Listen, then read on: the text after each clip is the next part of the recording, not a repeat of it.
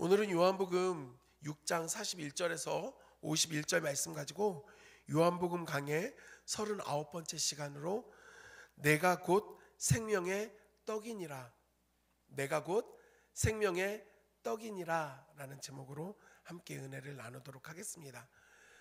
사람들은 특별히 원하는 것이 있거나 듣고 싶은 말이 있으면 그 대상을 찾아가서 그것을 요구합니다. 그런데 내가 그렇게 원하고 듣고 싶은 말이 있음에도 불구하고 이것을 해줄 대상이 그보다 훨씬 더 가치가 있는 것이나 더 좋은 이야기를 해줘도 좀 우리의 마음 가운데는 불편함이 있습니다. 왜냐하면 내가 듣고 싶은 말이 아니기 때문에, 내가 원하는 것이 아니기 때문에 가치를 매기지 않고 내가 원하는 바를 찾고 또 구할 때가 많이 있다는 것을 깨닫게 됩니다. 제가 초등학교 시절에 당시에 과자들이 참 많이, 지금도 과자가 엄청 많은데 당시 제가 먹었던 과자 중에 기억에 남는 과자들이 있습니다. 물론 현재까지 끊임없이 판매되고 있는 과자들도 있고요. 제가 기억에 남는 과자가 무엇이냐면 바로 언젠간 먹고 말 거야 하는 치토스입니다. 여러분 혹시 아시는지 모르겠는데 이 치토스라고 하는 과자가 제가 초등학교 때 너무 큰 이슈가 됐었습니다. 왜냐하면 경품을 줬거든요.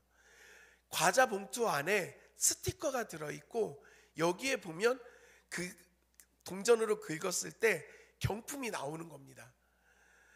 이게 좀 신세계였습니다. 200원짜리 과자 한 봉지를 사서 보면 앞에는 스티커가 있고 뒤에는 노란 부분을 동전으로 긁으면 이제 경품이 나오는 거예요.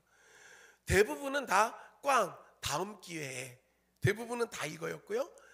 이제 조금 괜찮은 게 무엇이냐면 한 봉지 더라고 하는 이렇게 경품이 나오면 이 가게에 가서 이것을 보여주면 새로운 과자를 주기도 했습니다. 그리고 가장 좋은 선물이 뭐였을까요? 자연농원 자유이용권이었습니다. 여러분 자연농원 아십니까? 아세요? 오늘날은 에버랜드라고 부르죠. 이게 과거 이름이 자연농원이었습니다. 당시에도 자연농원 자유이용권이 하루권이 2만 원 정도 했습니다. 엄청났죠. 비교할 수가 없습니다. 한 봉지 더와 비교할 수 없습니다. 근데 문제는 무엇이냐? 제가 사는 동네가 너무 촌이었다는 게 문제입니다. 충남, 논산군, 은진면, 방축리. 제가 고등학교 1학년 때 저희 동네에 마을버스가 처음으로 들어왔습니다. 들어오는 차 한 대, 나가는 차 한 대. 하루에 2번만 운행을 했습니다. 이 정도 시골인데 자연농원 자유이용권이 당첨이 되면 아이들 혼자 오면 안 받아줍니다. 부모님이 같이 가야 됩니다.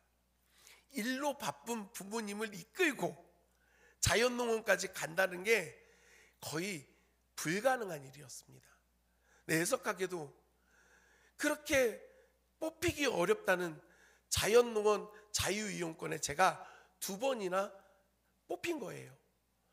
얼마나 속이 상하는지 화가 나는 겁니다. 차라리 한 봉지 더가 훨씬 더 좋은데, 제 기준에서는 그 에버랜드 자연농원 자유이용권보다 한 봉지 더가 훨씬 더 가치가 있었습니다. 왜냐하면 당장에 바꿔서 먹을 수 있었기 때문에. 제 느낌엔 그렇지만 실제로 생각을 해보면 어떤 게 더 가치 있는 겁니까? 어떤 게 더 좋은 겁니까? 자유이용권이죠. 그럼에도 불구하고 내가 가질 수 없으니 단순히 나는 과자 한 봉지 더 받는 것만을 더 구했다라는 겁니다. 별거 아닌 이야기지만 이 말씀을 드리는 이유가 있습니다. 우리가 실제로 생활하는데 이러한 모습들을 보일 때가 있어요. 훨씬 더 가치가 있고 훨씬 더 중요한 것이 있음에도 불구하고 그보다 내가 좋아하는 것, 내가 필요한 것, 내가 원하는 것에만 모든 초점이 맞춰질 때가 많다라는 겁니다. 오늘 우리가 함께 본 말씀 안에서도 여전히 그러한 사람들이 나옵니다. 우리는 예수님께서 베세다 지역에서 오병이어의 기적을 일으키시고 난 이후에 사람들이 예수님을 보고 그가 선지자라고 이야기를 하며 붙잡아서 억지로 임금을 세우려고 할 때 제자들을 먼저 배 태워 보내시고 무리를 걸어 제자들과 함께 배에 오르셔서 가버나움에 도착했었다라는 것을 기억하고 있습니다. 오병이어의 기적이 일어난 다음 날 그 많은 사람들이 예수님이 그곳에 계시지 않다는 것과 제자들도 없다는 것, 그리고 예수님이 이미 가버나움으로 가셨다라는 것을 깨닫고 난 이후에 모두가 다 배를 타고 가버나움으로 오게 됩니다. 그리고 예수님께 왜 우리에게 말도 안 하고 여기 오셨습니까? 이렇게 물었을 때 예수님이 너희가 기적을 보고 표적 때문에 나를 찾아온 게 아니라 떡을 먹고 배불러서 나 찾아왔다. 이제 또 배고프니 떡 달라고 나 찾아온 거다 라고 말씀을 하시고 이들에게 내가 너희에게 줄 진정한 떡, 생명의 떡은 너희가 바라는 그렇게 먹고 배부른 떡이 아니라 바로 나 자신, 내가 생명의 떡이라고 말씀을 해 주셨습니다. 다른 것이 아니라 예수 그리스도를 통하여서만 영원한 생명을 얻을 수 있다.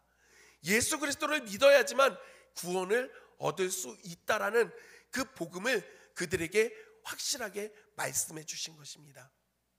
어렵게 이야기하시지도 않았습니다.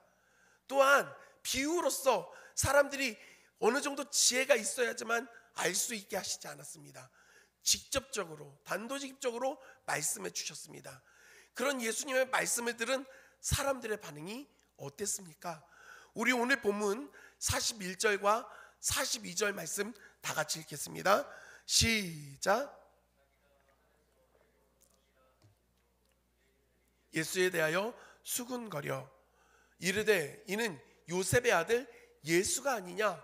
그 부모를 우리가 아는데 자기가 지금 어찌하여 하늘에서 내려왔다 하느냐? 예수님이 내가 생명의 떡이라고 이야기하고 내가 하늘로부터 온 그 생명의 떡이라고 말씀해 주셨으면 이들이 지금 예수님께 찾아올 때는 그가 선지자라고 이야기를 했고 붙잡아서 임금으로 세우려고 했던 사람들이라고 한다면 아, 예수님 정말 생명의 떡이 맞으십니다. 저희가 예수님을 믿겠습니다. 저희가 예수님 따르겠습니다. 응당 이렇게 반응을 해야 되는데 오늘 이 말씀의 반응을 보면 이 사람들이 예수님이 자기가 하늘에서 내려온 생명의 떡이라고 말하는 걸 듣고 서로 수군거리기 시작합니다. 여기에 수군거리다, 수군거려라고 하는 이 단어 헬라어 원어를 보니까요 불평이라는 단어, 불평하다, 투덜거리다, 원망하다 이런 뜻이에요. 단순히 그냥 웅성웅성 이야기한 게 아니라 불평을 이야기하는 겁니다. 투덜거리는 겁니다. 그리고 이들이 불평하고 투덜거리는 내용이 무엇인가? 바로 42절의 말씀입니다. 저는 요셉의 아들이 아니냐?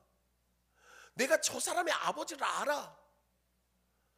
요셉과 마리아를 내가 다 아는데 그 부모를 우리가 알고 있는데 정말 보잘것없는 집안 사람인 거 우리가 아는데 왜 자꾸 스스로 하늘에서 내려왔다고 이야기를 하느냐? 이렇게 말을 하고 있는 거예요. 이들이 지금 예수님이 일으키신 그 놀라운 기적을 통해서 예수님이 하나님의 아들이시다, 하늘로부터 오신 분이다, 이걸 깨닫는 게 아니라 내가 원하는 떡은 안 만들어주고 왜 쓸데없는 얘기하냐? 그리고 내가 예수님의 그 가정을 다 알아.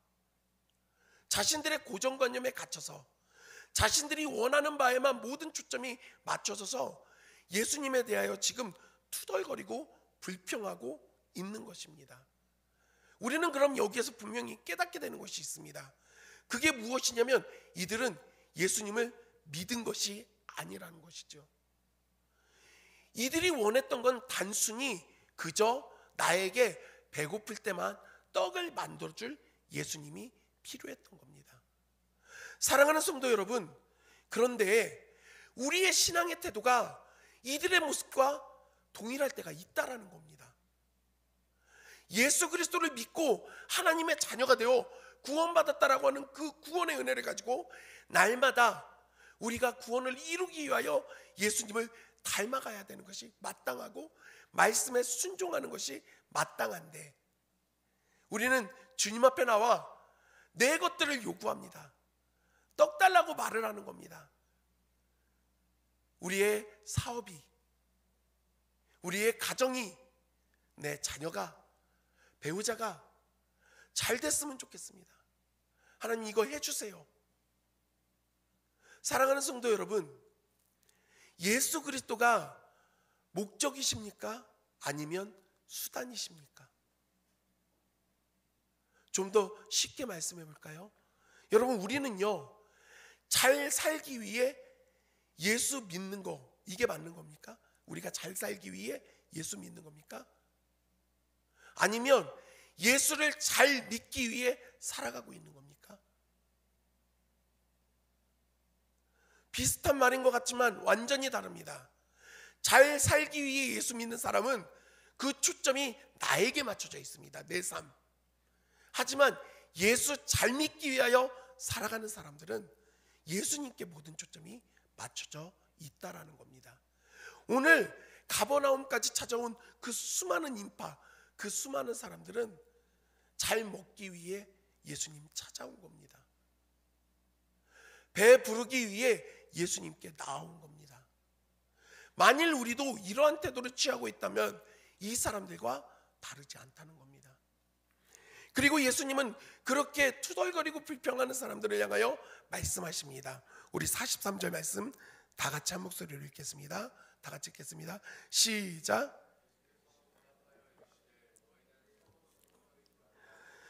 대답하여 이르시되 너희는 서로 수군거리지 말라. 원어를 보면은요, 매우 강경하게 그리고 강력한 금지를 나타내는 명령어입니다. 수군대지 마, 투덜대지 마 이야기를 하는 겁니다. 이거를 보면은 당시의 사람들의 그 투덜거림이 조금 나타난 게 아니에요. 들불처럼 일어나기 시작한 겁니다. 불만을 이야기하는 게.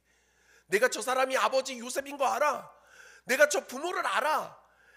엄청 보잘것없는 집안이야 이야기를 하기 시작하고 불평을 이야기하니까 사람들이 서로 이것이 시너지 효과를 나타내면서 그 불평이 더욱더 거세진 겁니다. 그러니까 예수님이 강한 어조로 불평하지 말라고 말씀하고 있는 겁니다.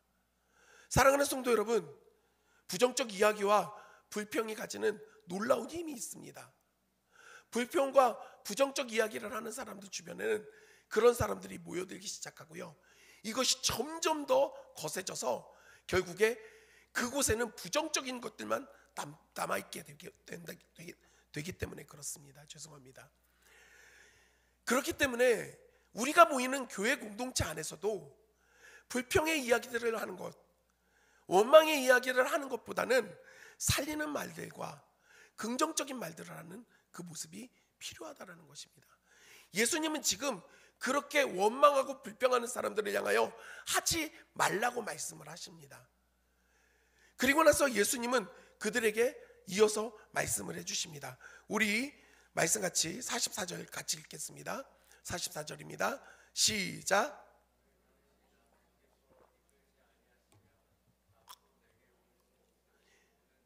내가 마지막 날에 다시 살리리라. 이전 말씀 잠깐 띄워주세요.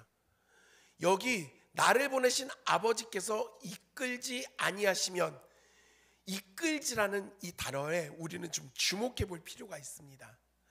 그냥 잘 가고 있는데 이쪽으로 와, 이쪽으로 와, 이것이 좋아 해서 이끌어주는 게 그런 뜻이 아닙니다. 이거는 단순히 그런 뜻이 아닙니다. 이 헬라어 원어를 보면은요, 헬퀴세인데요, 이 헬라어 헬퀴세가 가지고 있는 뜻은 무엇이냐면 붙잡아서 끌어내다예요. 잡아 끌다. 단순히 그냥 이렇게 와가 아니라 가고 있는 그 상황 가운데 붙잡아내서 끌어내는 겁니다. 저항이 있지요. 어려움이 생깁니다. 불편해져요. 그런데요, 하나님께서 그 이끌어내신다, 잡아 끌어내신다라고 하는 이 표현이 왜 중요하냐? 이것이 바로 하나님께서 우리를 살리시고 구원하신 그 구원의 사역을 나타내고 있기 때문에 그렇습니다. 사랑하는 성도 여러분, 우리는요 죄인인지도 몰랐고 예수님이 필요한지도 모르고 살았던 사람들입니다. 그래서 그냥 한평생 잘 먹고 잘 살면 되지, 성공하면 되지, 잘 되면 되지 생각하면서 그냥 세상적인 흐름대로 자연스럽게 흘러가고 있던 사람들입니다. 죄 속에 있었지만 그 방향성이 다 똑같으니 거스를 수가 없었던 겁니다. 그런 우리를 하나님께서 끌어내신 겁니다. 먼저는 붙잡으셨고 그리고 그 흐름 속에서 끄집어내서 생명으로 옮겨 주셨다라는 사실입니다. 이 사실을 믿으십니까? 이게 왜 중요하냐면 그렇게 우리가 붙잡혀서 끌려낼 때 저항이 생기거든요. 흘러가고 있는 그 흐름과 반대가 되기 때문에 그 저항을 우리가 받아야 됩니다. 그러니 불편합니다. 아파요. 힘듭니다. 그래서 우리는 말합니다. 하나님, 왜 이렇게 아픕니까? 왜 이렇게 힘듭니까? 왜 이렇게 고통스럽습니까? 사랑하는 성도 여러분, 우리는 근데 붙잡혀서 끌려오는 존재입니다. 그럼 누가 제일 힘들어요? 붙잡아서 끌고 있는 사람이 훨씬 더 힘듭니다. 대장간을 한번 생각해 보세요. 볼품없이 버려져 있던 녹이 잔뜩 있는 철이 대장장이의 손에 붙잡혀져서 그 풀무 속으로 들어갑니다. 이 온도가 더 높아질 수 있도록 대장장이는 계속해서 풀무질을 합니다. 너무 뜨거워서 새빨갛게 달궈진 철은 뜨거움 때문에 원망하고 불평할 수밖에 없습니다. 그리고 나서 끄집어내졌는데 계속해서 또 두드려댑니다. 맞으니 아픕니다. 원망과 불평이 가득해집니다. 왜 나에게 이런 고통을? 그런데 그 풀무에 가장 가까이에 서서 우리가 새빨갛게 달궈질 때까지, 연단을 위해 필요한 그 시간까지 견디고 함께 해주시는 게 누굽니까? 하나님이시잖아요. 우리 스스로 녹슬어서 가치없게 사라져버릴 존재들이었던 우리를 끊임없이 두드리고 다시금 어루만지고 벼러서 가치 있는 칼을 만들고 가치 있는 농기구를 만들고 가치 있는 물건으로 바꿔주시는 게 바로 하나님이시지 않습니까? 우리의 신앙의 태도가 어느 순간부터 너무너무 쉬워졌으면 좋겠다, 편했으면 좋겠다, 하나님 왜 이런 어려움이 생깁니까? 왜 이런 고통이 생깁니까? 불평하고 있지는 않습니까? 사랑하는 성도 여러분, 신앙생활은 행복하고 좋은 것이지만 쉬운 것은 아닙니다. 편한 것도 아닙니다. 예수님께서는 누구든지 나를 따라오려거든 자기를 부인하고 십자가를 져야 된다고 말씀하셨습니다. 이 길이 좋았다면, 이 길이 편했다라고 한다면 생명으로 인도하는 그 길이 넓고 좋다라고 하셨을 것인데 좁고 협착하여서 찾는 이가 적을 것이다라고 말씀하시지 않았습니까? 어느 순간부터 우리의 신앙생활은 참 편해졌으면 좋겠다라는 생각으로 가득하지 않습니까? 그리고 우리는 기억해야 됩니다. 우리가 그 험난하고 어려운 그 길을 걸어갈 때 예수님이 이미 우리보다 앞서 그 길을 걸어가 주셨다는 겁니다. 하나님께서 우리를 붙잡아서 이끌어내시면서 그 모든 힘을 드리고 계시는데 도움받고 있는 우리가 그 저항이 힘들다고 원망과 불평하는 게 과연 맞는 행동일까요? 그 하나님을 바라볼 수 있는 저와 여러분들이 되기를 간절히 소원합니다. 그러면서 예수님은 계속해서 말씀을 하십니다. 이제 사람들이 예수님이 하시는 그 말씀 가운데 불편함들이 생기는 거예요. 그리고 그 예수님이 하시는 것들을 잘 이해하지 못하고 있습니다. 그런데도 예수님은 그들을 향하여 화내거나 짜증내고 돌아서는 게 아니라 끊임없이 말씀해 주십니다. 우리 45절 말씀 다 같이 읽겠습니다. 45절입니다. 시작.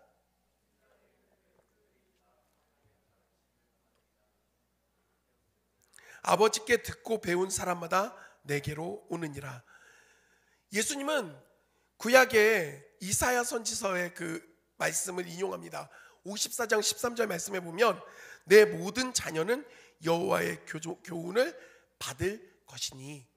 그래서 예수님은 이것을 가지고 말씀하실 때 다 하나님의 가르침을 받으리라 이렇게 말씀하신 거예요.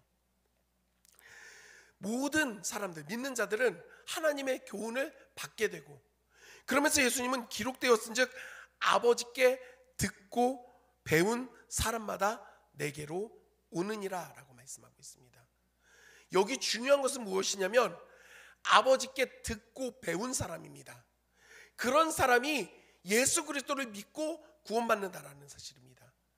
그러면 예수 그리스도를 통하여 구원받은 사람들에게 무엇이 나타나야 되는가? 아버지께 듣고 배우는 것이 나타나야 된다는 사실입니다. 그럼 이게 무엇을 뜻하고 있는가? 배운다라고 하는 이 단어가 단순히 우리가 아는 학문적 가르침만 해서 문제가 끝나는 게 아니라 이거는 더 확장성을 갖고 있습니다. 그래서 배운다라고 하는 이 단어 안에는 경험하다, 체험하다, 더 나아가서는 순종하다까지 들어갑니다. 하나님의 말씀을 듣는 것에서 끝나는 것이 아니라 그 말씀을 체험하고 내 것이 되어지고, 그리고 그 말씀이 순종으로 나타나는 것이 우리의 믿음을 드러내는 증거라는 것이죠. 오늘날 얼마나 편하게 우리가 설교를 들을 수 있습니까? 말씀도 음성으로 다 들을 수 있습니다. 그런데 문제는 무엇이냐? 듣는 건 잘하는데 이거에 대해서 더 깊이 있게 배우고 묵상하고 생각하고 깨달아가고 또한 순종함이 우리에게 점점 결여되고 있는 것이 문제라는 것입니다. 사랑하는 성도 여러분, 유대인들이 하나님을 모릅니까? 구약의 말씀을 모릅니까? 다 알아요. 문제는 무엇이냐? 아는데 이것이 삶으로 내려오진 않았기 때문에 예수님을 제대로 깨닫지 못했다라는 겁니다. 예수님을 제대로 바라보지 못하고 있었다라는 것입니다. 그리고 이것은 이 시대를 살아가고 있는 저와 여러분에게도 동일하게 나타날 수 있는 문제라는 것이죠. 많이 듣고 많이 아는 것이 중요한 것이 아니라 그 듣고 아는 대로 행동하고 순종함이 우리에게는 필요하다라는 것입니다. 그러면서 예수님은 47절과 48절 말씀에 이렇게 얘기하십니다. 진실로 진실로 너희에게 이르노니 믿는 자는 영생을 가졌나니 내가 곧 생명의 떡이니라. 나를 믿는 자는 영생을 얻게 된다. 구원의 메시지를 주시고 예수님은 또 말씀하세요. 내가 곧 생명의 떡이니라. 사랑하는 성도 여러분, 지금 예수님을 찾아왔던 사람들이 왜 투덜거렸습니까? 왜 이들에게 지금 그렇게 거센 항의가 만들어진 겁니까? 예수님이 생명의 떡이라고 말한 것 때문에 이들이 너무나도 그 마음 가운데 불편함이 생긴 거예요. 심지어는 예수님이 하나님을 신성을 모독한다라고 여겨서 화가 난 사람들도 있었던 겁니다. 그러면 이 사람들이 이 정도까지 불만이 있으면 말을 안 해야 되는데 예수님은 굳이 또 얘기하시는 거예요. 내가 곧 생명의 떡이다. 불난데에다 기름을 확 붓죠. 여기서 끝납니까? 그렇지 않습니다. 우리 51절 말씀 같이 볼까요? 51절입니다. 다 같이 읽겠습니다. 시작. 나는 하늘에서 내려온 살아있는 떡이니. 앞에 보십시오. 나는 하늘에서 내려온 살아있는 떡이라고 또 반복적으로 말씀하세요. 화나 있는 사람들한테 계속해서 긁으시는 거예요. 계속해서 이 얘기를 해서 그 마음을 불편하게 하시는 거예요. 좀 이들이 원하는 말들로 어르고 달래서 그 마음을 좀 풀어주면 좋겠는데 왜 예수님은 이렇게 하시는 걸까요? 이 사람들 더 많이 화내라고? 이 사람 마음 불편한 게 좋아서? 그렇지 않습니다. 이게 진리이기 때문에 말씀하시는 거예요. 이것밖에는 없기 때문에 말씀해 주시는 거예요. 내가 곧 길이요 진리요 생명이니 나로 말미암지 않고는 아버지께로 갈 자가 없다라고 예수님 분명하게 말씀하십니다. 이것이 진리입니다. 진리는 바뀌지 않아요. 타협이 되지 않습니다. 오늘날 시대가 포스트 모더니즘 시대라고 해서 종교 다원주의, 이것도 맞고 저것도 맞고 막 이야기하면서 서로 교류하는 게 맞지 않냐라고 말하는 사람들이 많이 있습니다. 어느 부분에서는 동의하는 바도 있지만 유일하신 하나님과 온전히 살아계신 하나님밖에 없다라는 거, 우리가 믿을 그 대상은, 또한 우리를 구원하시는 분이 예수 그리스도 외에는 다른 것이 없다라는 것에는 일말의 타협점도 없습니다. 사랑하는 성도 여러분, 신앙생활을 하면서 우리가 융통성을 가져야 된다라고 하고 유연한 태도를 가지면 좋겠다고 말할 때가 있습니다. 하지만 그것은 적용이 가능할 때만 가능한 겁니다. 예수 그리스도가 구원의 길이 되신다라고 하는 이 핵심 진리에서는, 이 복음에서는 우리는 어떤 것도 타협할 수가 없습니다. 하나님만이 유일하신 살아계신 하나님이시고 그 하나님의 말씀이 권위가 있다라는 이것에는 어떤 것에도 타협할 수가 없습니다. 얼마나 많은 혼탁한 일들이 생깁니까? 동성애요? 하나님이 죄라고 말씀하시니 이건 죄입니다. 잘못된 거예요. 해서는 안 되는 죄악입니다. 우상숭배요? 동일합니다. 물질만을 섬기고 살아가는 것, 하나님이 그것이 옳지 않다라고 하시니 우리는 거기서도 돌이켜야 되는 겁니다. 우리의 철저한 기준은 진리의 말씀과 우리 주 예수 그리스도, 그리고 유일하신 하나님밖에 없다라는 겁니다. 그런데 어느 순간부터 적당히 우리는 타협하기를 원합니다. 우리가 사는 세상도 중요하니, 먹고 사는 문제도 중요하니 이건 좀 뒤로 미루면 어떻습니까? 그리고 종교라는 게 우리의 삶을 좀 윤택하게 해주고 교양 있는 삶을 살게 도와주기 위하여 있는 도구로 좀 있으면 좋겠습니다.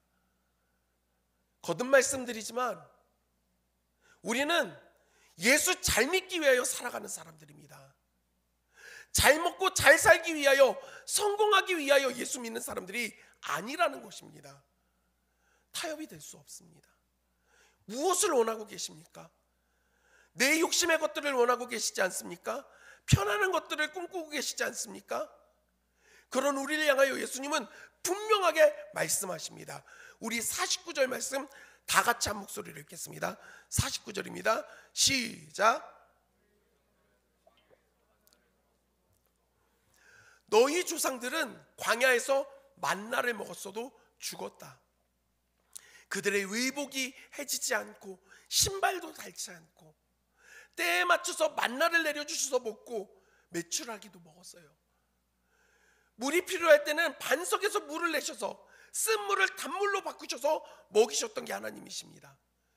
그 하나님의 철저한 도우심과 공급하심을 통해 많은 것들을 얻었지만 그것만으로 영원히 살 수 없었다라고 예수님은 분명하게 말씀하십니다.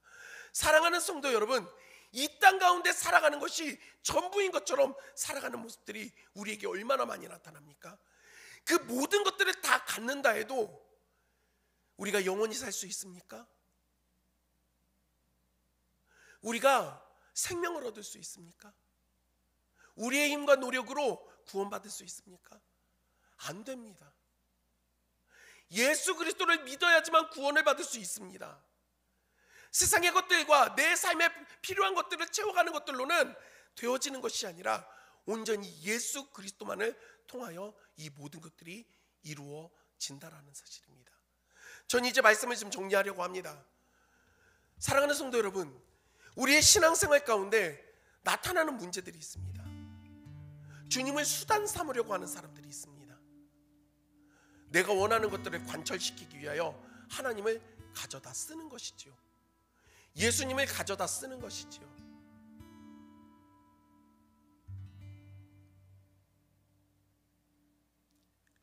이게 얼마나 심각한 문제가 되어지는지 모릅니다.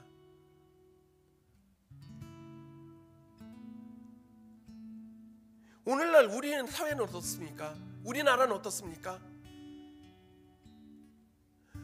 소위 기독교인이라고 하는 그 강경한 집단 안에서 폭력적인 사태가 일어나는 모습들을 보게 됩니다.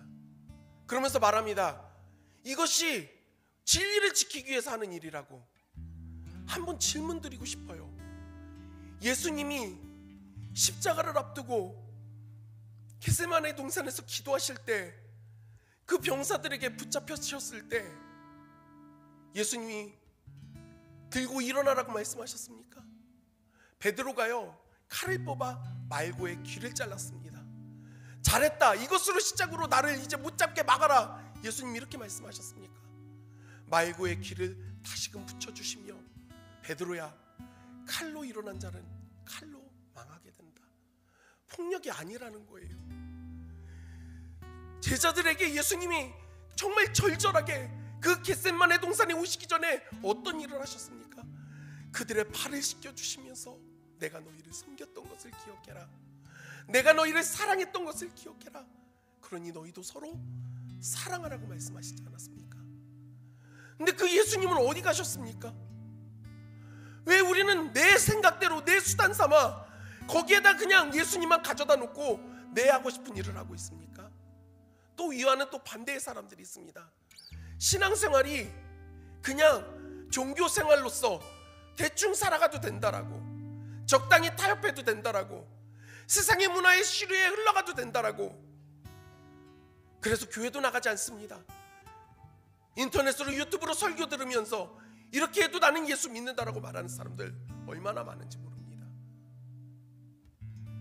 예수님이 쉽게 신앙생활하라고 말씀하셨습니까?